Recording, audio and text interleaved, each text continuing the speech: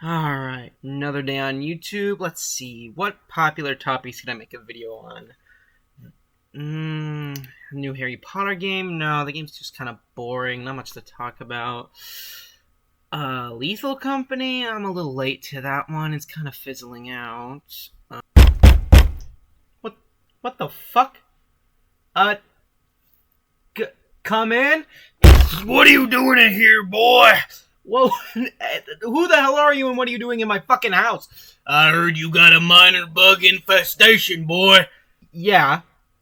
I have a lot of ladybugs around. I don't see why. Well, I got one thing to say to that, young man.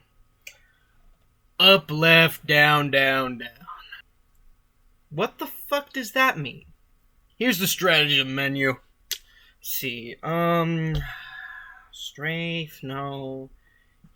Motherfucker!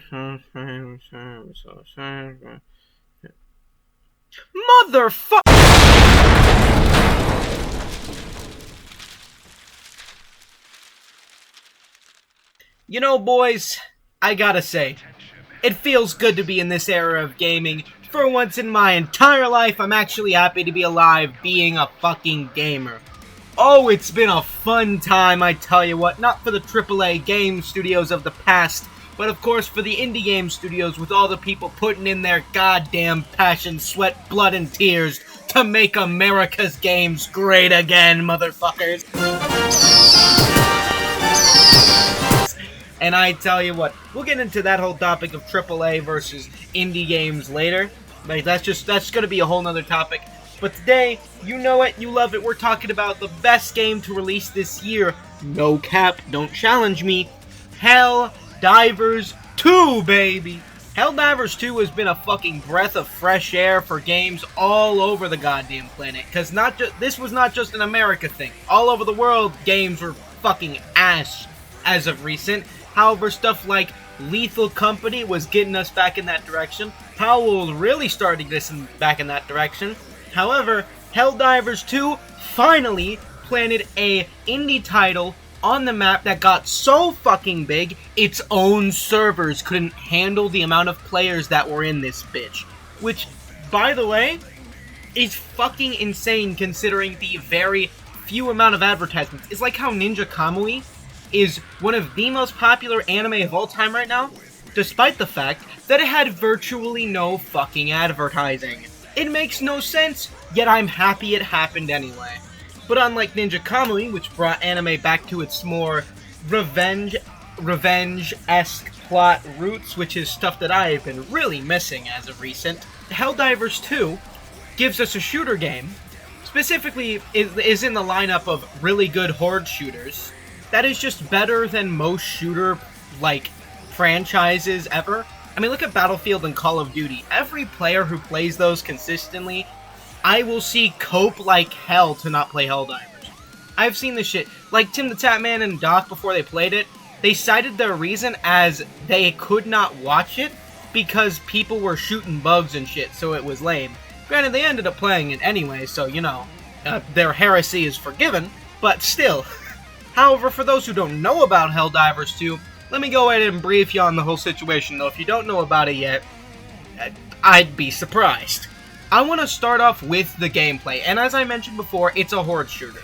You are a Helldiver, basically a intergalactic soldier of Super Earth, fighting off two fronts. The Terminids, which are like big bugs from Starship Troopers, I've seen them compared to a lot, and the Automatons, which are the Terminators, but I would say worse. Especially those motherfuckers at Malevolon Creek. I'm pretty sure they built them with a different type of oil. I want to start off with the gameplay in general.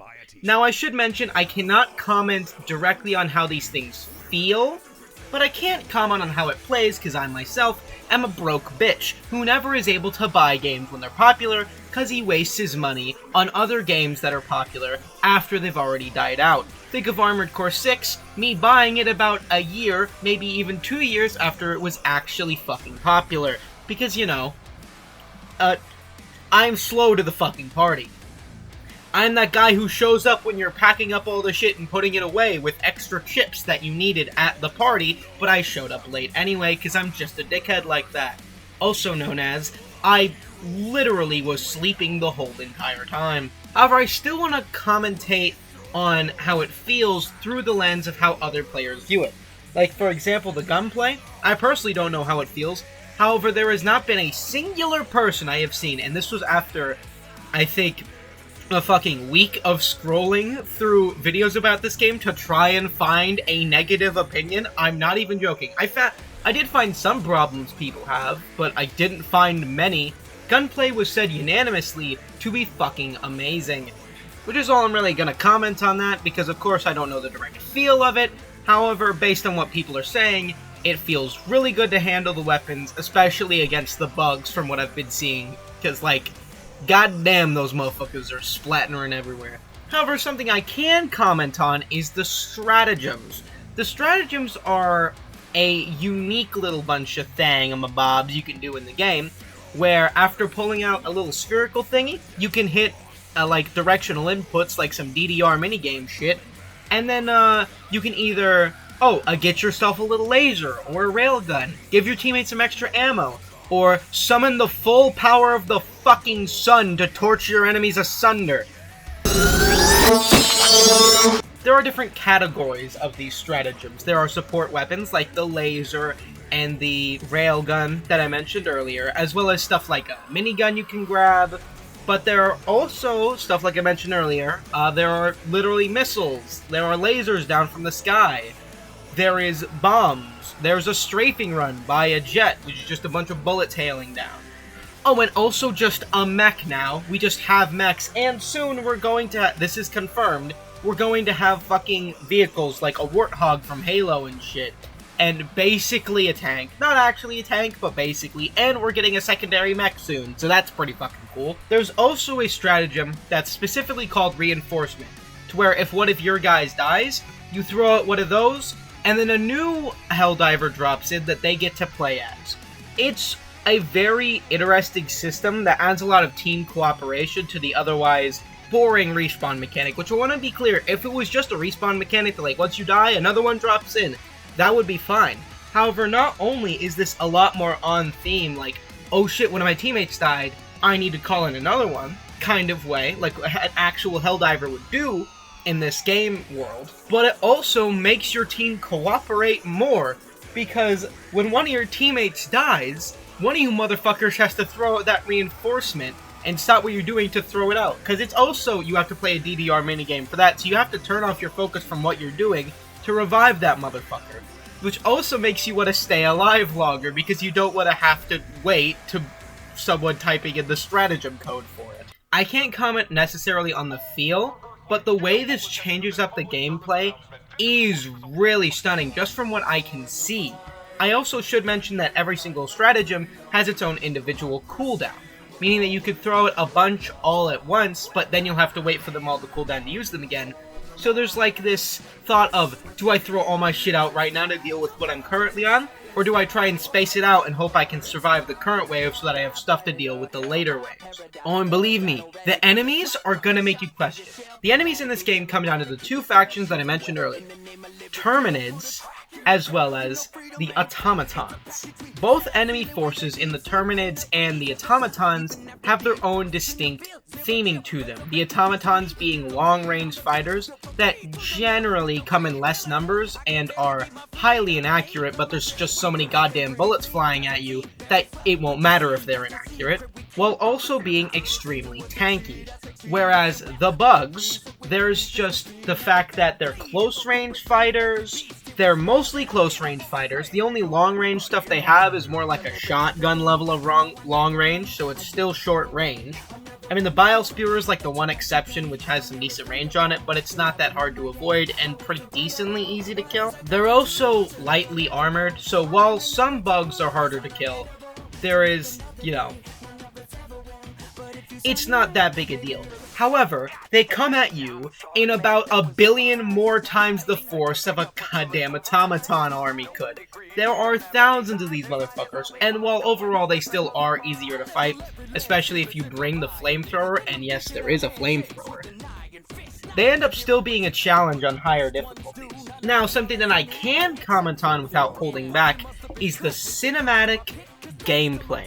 The cinematic gameplay is just something you could see in every single YouTube short of this game when you watch people play it, and they'll add some, like, war music over the background. It looks like every single mission is the final act of a war movie, and it is the final stand against a big bad enemy. Like, it literally feels like some shit straight out of the actual Starship Troopers, some shit out of Terminator. Hell, out of any action film, and especially any war film, it just looks so fucking cool.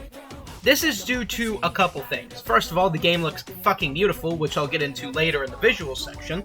The amazing voice lines done by all the voice actors for the male and female voices, as well as Peter Parker. The fact that there is a, like, drop mechanic where basically if you, I forget which button it is, but if you press a certain button, you jump and drop to the floor and start, like, basically, when you press a certain button, you jump to the side and drop to the floor and start, you can either crawl away, or you can stay on the floor for extra accuracy and start fucking unloading on all the bugs, or robots, or whatever you're fighting at the time. This creates scenes like the one I am about to show you. Observe. How'd you like the taste of freedom?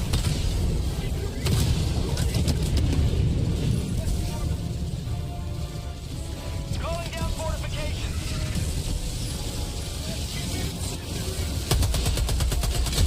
We're calling down fortifications.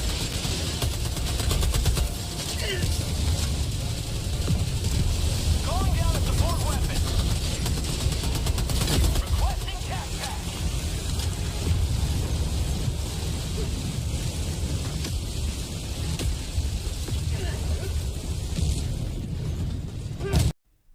There are a lot of other factors that come into making the cinematic gameplay as cinematic as it is, but I think that clip demonstrates it better than me talking about it. I mean, there's also the fact that this game has elements that make it almost feel like an roleplay game, mainly because of how immersed it makes you feel, like you're an actual Helldiver, spreading patriotism throughout these planets, and showing them what managed democracy really is about, brother.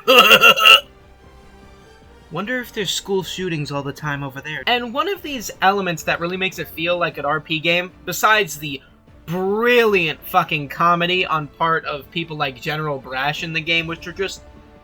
they're so self-aware about what type of commentary this is. I fucking love the guy who does General Brash. But what's the hell his name? What's it? Editing Tegan, put him up on screen. Go fucking follow this guy's work. He's awesome. However, what I want to specifically point out here, and I think one of the most ingenious things that Helldivers 2 did, was the ever-changing war map. You see, when you go to select a mission to do, you go to a war table, which has this little holographic table of the galaxy and the map of the galaxy. Now, when you go to select a mission, you have to go to a sector that is highlighted as Terminid or Automaton Control, based on what you want to fight. So let's say you want to fight a Terminid, right? Well, you go to one of those sectors. Now you have a selection of planets you can attack. And it'll be like 63.0087% liberated or something like that. And every time you complete that mission, you do well in that mission, that liberated percentage goes up a bit more and a bit more. And it doesn't really do much if it's just like a couple Helldivers going in. However, what this does, it makes it so that you consolidate your efforts towards, like, everyone in the game takes their efforts and forces them all on these specific planets, then you will capture those planets and get them. And then you can push further into the enemy territory, physically pushing them back. It is fucking genius. To give you an idea of how good this shit is, let's look at Malevelon Creek, a meme that was created by the community because we were fighting hard at a planet called Malevelon Creek in the Automaton sector that then got taken by the Automatons, and as such we keep taking it and getting it taken, taking it and getting it taken, so now it is known as Robot Vietnam, because it is where people basically go to get slaughtered in the name of democracy. I can never do this shit justice in words at how awesome it is to see this entire community look at a planet that had no lore attached to it and creating lore based off it about it being their Vietnam. People have created entire propaganda posters about Malevelon Creek. Shit like, spill oil, don't forget what they took from us. Like, come on, man! This shit is amazing! For once, the gaming community isn't at each other's throats like on Call of Duty or the console wars. Hell, cool thing about this is the PlayStation and PC players who have this game, instead of saying, "Ha, Xbox players, you don't have this," they are actively looking at Arrowhead and PlayStation and Sony, going, "Hey, why the fuck doesn't Xbox have this game?" Instead of warring over, "Oh, I have these exclusives, I have these exclusives," we're looking at each other and going, "Hey, you know what? Fuck it. Get over here, brother. We're gonna work together for the first time in our life." Not to say the console wars are a bad thing, because I think, in moderation, they're quite cool and funny. Just like little bouts between the two consoles. Also, Xbox has Pal World and PlayStation don't, so it kind of balances out. And within this, like, Xbox and PlayStation and PC players finally uniting together, there was just this overwhelming sense of cooperation and camaraderie in the gaming community that I haven't seen since I was a youngling. However, now I want to touch on the problems of the game, and unfortunately, there's about, like, one complaint I have ever heard about this game. Can you believe that? One fucking complaint. And the complaint isn't even the glitches. Because while the game is glitchy, a lot of players actually don't mind the glitchiness, not only because it's a non-PvP game, so it's not a huge problem, because a lot of people take the glitches as a way to go like, "Oh, that creature despawned. Yeah, I was having schizophrenia from my PTSD in the war. Oh, that creature's not attacking me right now. It's because it's hesitating due to feeling guilty." And it's like, they know that's not what it is. We're not stupid. They're not stupid. But god damn it, that's cool. And I haven't seen anyone really complain about it. I mean, the bugs are a problem. However, not only are they constantly fixing them, like there was a glitch when the mechs first came out that they would shoot and accidentally kill themselves, but that got fixed, like, in a matter of fucking days. No, the problem is the anti-cheat. Now, first of all, I don't think I need to explain why an anti-cheat is stupid in a game where there's no PvP. It is PvE only. However, the anti-cheat itself is a bit excessive in the fact that it does have access to your whole computer, meaning there is a small, I should note, very, very, very small chance that it can alter files in your computer. Granted, this is very small, especially considering the anti-cheat literally has never caused this problem before. So this is more of a theory than an actual problem, and as such, there are no problems. It's the perfect game. I do want to mention that the glitches could be frustrating at some point though. However, I haven't seen anyone legitimately complain about them being a huge problem to the gameplay, so while I will assume they are either few and far between, or whenever they happen it ends up being funny. Now, when I heard there was monetization in this game, I almost had a heart attack. However, transitioning from problems, we go into monetization, which actually isn't one of them. Yeah, who would have fucking thought? A game nowadays built with a non-predatory monetization function. Hey, Blizzard, you want to take some fucking notes for once? EA? Anyone? I mean, come on, guys, it's right here. People are playing this game more than they're playing any of yours. I do want to start on the fact that this game is $40, so the fact that it has monetization immediately off-put me for a sec, until I actually looked at the store and went, wow, this shit is fair as hell. First off, it has none of that bundle bullshit. Y'all remember my video on Synced? You probably don't, because no one watched that horse shit except one Synced apologist. It wasn't a video that I necessarily think holds up in quality, but its arguments are pretty goddamn sound, in the fact that I was correct, the game turned into pay-to-win slop. And one of the main reasons I cite this is because of its bundle system, where, hey, look, there's a bundle at half price right now, we better grab it. Even though it wasn't at half price, it was released at half price, which is a practice that Bethesda uses, which is also illegal because it creates fake urgency to force people to want to buy something, even though there was never an urgency in the first place. Oh yeah, Blizzard did this too. However, it doesn't have any of that shit. It's just like, hey, here's the things you can buy. Get them. Now, it also had 2 battle passes, which gave me Overwatch 2 flashbacks, and then I looked at them and I'm like, what the fuck? This shit is amazing. First of all, there is a premium and normal battle pass. The normal battle pass, free for everyone. The premium is the one you pay for. Premium just gives you a few extra rewards you can get, whereas the normal battle pass gives you like everything you could possibly need. First of all, you don't have to go through a tiers, like you unlock this thing, then you unlock this thing, then you unlock this thing. It's, you do missions, get medals to unlock this specific thing. It's something that Fortnite has started doing recently, which is actually made their battle passes pretty fair and reasonable, which, like, you know, pretty cool. But also, everything's cheap as shit. And not only that, through this battle pass, the free battle pass, you can get a bunch of in-game currency to either get the new battle pass or to get items, which, by the way, $20 in Overwatch gets you a skin. $20 in Fortnite gets you a skin. $20 in this game gets you, I think, like 2 or 3 skins. And by the way, all the skins give you slight benefits, which isn't a problem because it's a fucking PvE game. And you're right, it could be a problem. However, the benefits aren't that much. Like, there's one, if I remember correctly, that's like, oh, you have a slight % chance to not take damage. But there are so many enemies attacking you all at once that actually only keeps you alive for a couple extra seconds more than not. This game's hectic as fuck. However, also, the in-game currency you can earn by picking it up in the fucking game. Just picking up one thing of these super credits, which is the in-game currency in-game, gets you a helmet.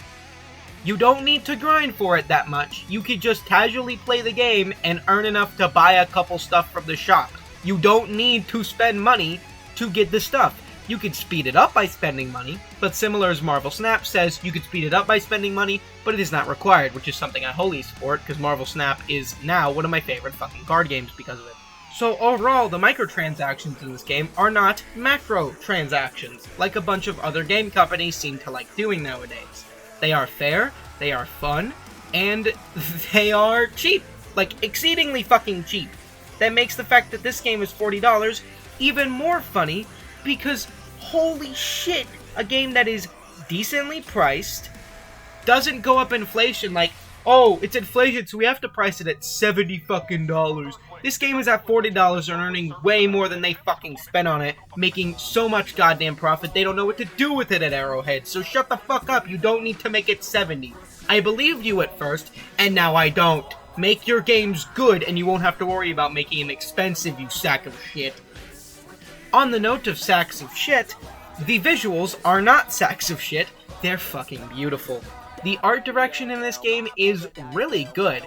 It has the futuristic aesthetic. Think of like Warhammer 40k, but just toned down a little bit. Warhammer 40k is like the extremely extra version of this game's visual style. You definitely see a lot of the inspiration. It just feels like a couple tens of thousands of years before Warhammer 40k in the same universe. It feels very similar. However, I mean that in the best way possible, because Warhammer 40k's art design is fucking gorgeous too. It's just a bit of a toned down, more realistic version of what it could look like. I mean, even though it is still a little bit extra, I mean, your main fucking character that you play as is a super soldier in armor with a fucking cape draping behind him, like a goddamn superhero or some shit, which is just funny when you think about it, but also really fucking cool. It treads this line of taking itself seriously enough to where you can play it and not laugh at it, while also laughing at itself just enough to where you know it's not gotta stick up its ass. It knows that it's ridiculous, but it rolls with it so fucking hard that you can't help but love it. And I mean, the graphics help with this, by the way, because hot diggity damn, the graphics in this game are fucking beautiful. I'm just gonna show you a couple panning shots just to give you an idea. Alright, just look at these panning shots while I'm talking. First of all, the lighting, fucking amazing. It reflects off everything just right. There's not enough lens flare to blind you, but it doesn't look like there's no shininess to anything. Everything looks fucking shiny, especially when you're covered in bug and or robot oil. The colors on these planets are amazing. They're not just all gray desert wastelands or like Antarctica ice planets. Even the fucking snowy planet has some color to it, and the desert planet has some color to it. The fire hell planet, that's got more than just reds. It is all extremely colorful and interesting to look at. Every planet you go on, when you stop and look at it for a second, you could just sit here and make this your screensaver for the next 50 years of your life, because of how good it looks. I think the panning shots have already done a better job than I have talking about it, so now let's move on to the enemies themselves. Starting off with the Terminids, I don't really have that much to say. As much as I do love bug-based designs, I love fucking insect enemies in games because they go wild with them. I also don't think there's much to talk about. They're not exactly any uniqueness in them, but that's fine, to be clear. Like, I don't need extremely advanced, cool enemies. I just need them to work as enemies and not look ugly. They don't look ugly. They look quite cool, actually. It's just they're not exactly advancing in anything, which is, again, fine. Same way Ninja Kamui is fine, despite its character design and plot not really advancing anything and kind of just being boring. It itself as a show is entertaining to watch, so I don't give a shit. It's the same with Demon Slayer. Yeah, the plot itself isn't very, it's not groundbreaking. It's not gonna shatter my expectations. I don't care. The fact that it's simple is actually fucking refreshing. However, what I will comment upon is the automatons. They look gorgeous. Oh, their design. And this is where I'm gonna come back to Warhammer 40k, because they look straight out of a Necrom. I mean, look at these fuckers. They're just, color swapped, and I love it so much. Unless you count the tanks. I don't think the Necrons have tanks, do they? I don't really actually play Warhammer 40k. I just like the story and like listening to Mr. Bricky talk about them. Their skull-esque helmet designs, their way their metallic bodies also appear organically shaped, the sheen in their metals, the fact that they're not just solid blacks, there are also some grays and some piercing reds, and even some yellows on the tank vents. And by the way, may I just say, those piercing reds help a lot to make these motherfuckers look menacing like they should. Outside of the game lore, if you just take it at face value and look at it as, if I was a Helldiver in this situation, how would I feel? I would want to kill these things too. They look horrifying and they look like they're gonna eat my babies, which is kind of what the whole propaganda angle about the game is trying to clear up. However, we'll get into story later. Speaking of getting to things later, we're not going to do that and get to things now. I suck at transitions, dog. AAA versus indie games. You know this had to come up in this, and, honestly, it needs to be a topic that's discussed, because there's a fucking problem. First, this continual downpour of companies being greedy as shit, and not to mention the microtransactions. I mean, indie games can also be greedy too. I won't act like there isn't probably an indie game out there that's greedy as shit. I mean, I think I think the guys who make Synced were indie, however, also sources that I went through said that they weren't indie as well, so I'm confused as hell. But, leave a comment down below if you can think of a greedy indie game. However, 9 times out of 10, they're not as greedy as any of the AAA game studios I know, which is kind of sad, considering they're the ones that are supposed to bring the most quality. However, I can find better games on fucking Roblox. Think about Guts and Gunpowder, which has been getting a lot of praise recently. I haven't played it yet, but apparently that shit's really good. Are we going to talk about Frontlines, which is basically just a better Call of Duty on Roblox with, decent graphics? Sure, it's not nearly as polished as Call of Duty, but, still. Look at Paladins, which, while I have intense amount of gripes with Paladins and I don't play it anymore, it's a better Overwatch. I played it way longer than Overwatch because I found it more fucking fun. I will say this, I started playing Overwatch when it was still decently fun, and then stopped playing, and then when I got back in, it was in the middle of GOAT's comp. And then Overwatch 2 came out, so I tried to get back in, and then got hit with the most dog shit game I've ever experienced. Like, at the beginning it was fine, but then it took a turn for the worse, and the worse, and the worse, and the worse, and they just don't know how to make a fucking game anymore, I guess. Which, by the way, not mad at the developers, mad at the publishers on that one. Overwatch 2 was not the developers' fault at all. I mean, there are people who used to work at Blizzard who have literally come out saying, "Oh yeah, no, that company treats you like fucking trash. Amazon paid better." How the fuck does Amazon treat its employees better? There was literally a story about how one of the employees asked, "Hey, I need a restroom, can I go?" And they handed him a bucket and said, "Piss in it." Like, what the fuck? How did you manage to be a worse company than fucking Amazon? How did you manage that? Helldivers 2 succeeds at all of this shit. And I compare it to Paladins a little bit here, because it's basically Paladins if Paladins decided to listen to its community and iron out bugs. Which is why Arrowhead will infinitely live in my head and heart as one of the best game studios of all fucking time. Which, again, I should reiterate this to AAA studios. Yes, you can make more money by doing these certain things. However, you also break down your goodwill. And if you keep making bad games, eventually all the goodwill's gonna dry out and no one's gonna buy your shit anymore. This is why I stopped playing Overwatch. This is why I don't buy Blizzard products. This is why I don't play Call of Duty. This is why I don't get Activision products. Because I have no reason to get things for a company that will use that money to not make the game I like better. They will use it for other random shit.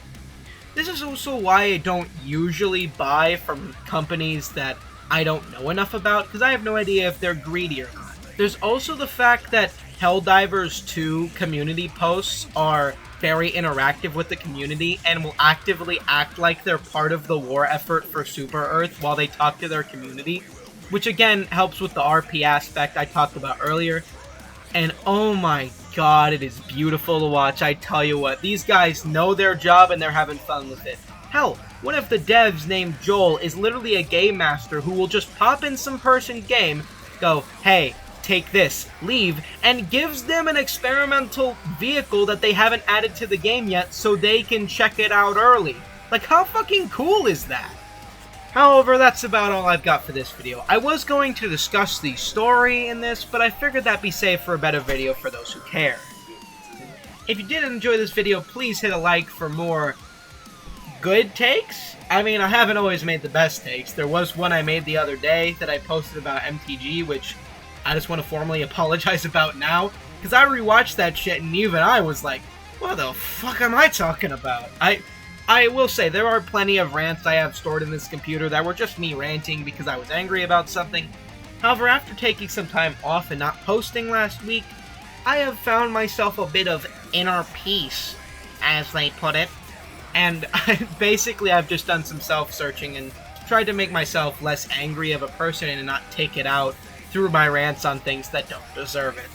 Which I hopefully demonstrated here. Granted, I did take a bit of my anger out on AAA game studios, however, I think there's something that does deserve it with the amount of bullshit they put out.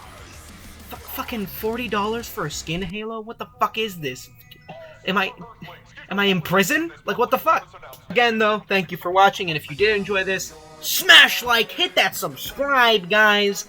And if this video reaches 1 million likes, I will actively spread democracy to the nearest school in my vicinity. For legal reasons, that is a joke. Anyways, good night, goodbye, and I hope you have a wonderful day, you beautiful people. I'll see you later. Peace. My paradise fell, battle ready from the drop, brought the shock for yourself, fanatically democratic, in the fascism well, in the name of liberty, I'll put a crack in the bell, you know freedom ain't free, it's a package we sell, seal it with a deep sleep, in a freezable cell, even after defrost, in the field, zero chill, resurrected peace of